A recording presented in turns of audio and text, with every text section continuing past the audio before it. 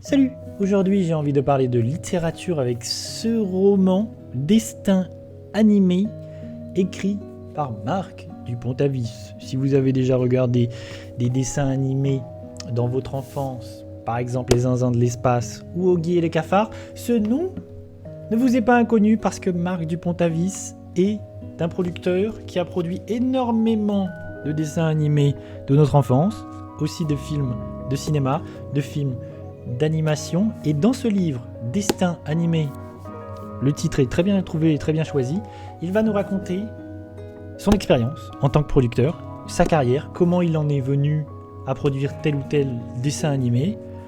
Il a produit, je l'ai dit, les Zinzins de l'espace, Oggy et les cafards, les Rats avec Eric et Ramsey, les nouvelles aventures de Lucky Luke, beaucoup de choses, hein. Le film Lucky Luke, il y a un film Oggy et les cafards, il a produit au cinéma Gainsbourg, le film autour de Gainsbourg.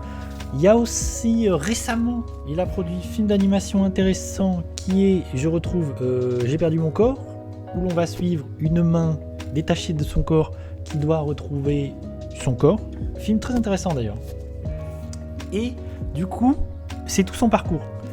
Vraiment, si vous avez déjà regardé les Zinzins de l'espace, si c'est votre cas comme moi, que vous avez été fasciné, franchement, les Zinzins de l'espace, à l'époque où ça arrive en France, c'est fascinant, c'est assez dingue.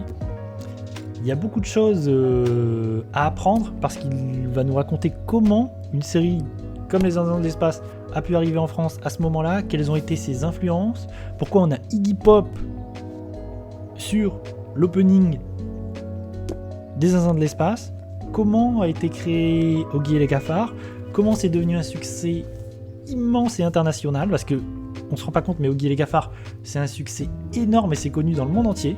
Si comme moi vous êtes intéressé par l'animation, par le cinéma d'animation, par les séries d'animation, vraiment c'est un nom qui compte en France autour des dessins animés, et vraiment c'est passionnant, ça m'a passionné. Si comme moi ça vous intéresse, lisez-le, c'est hyper intéressant, c'est facile à lire, il revient sur énormément de choses. Si j'ai un bémol, si je pourrais donner un bémol, c'est que évidemment c'est toujours son point de vue.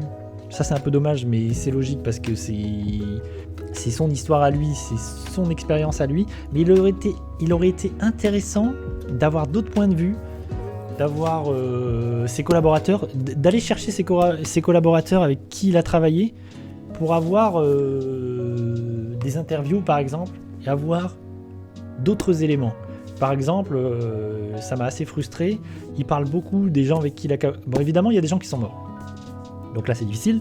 Mais il y a des noms qui reviennent souvent, des gens avec qui il a collaboré. Et il aurait été intéressant d'avoir des interviews, d'avoir leur point de vue, par exemple avec certains cinéastes, avec certains réalisateurs.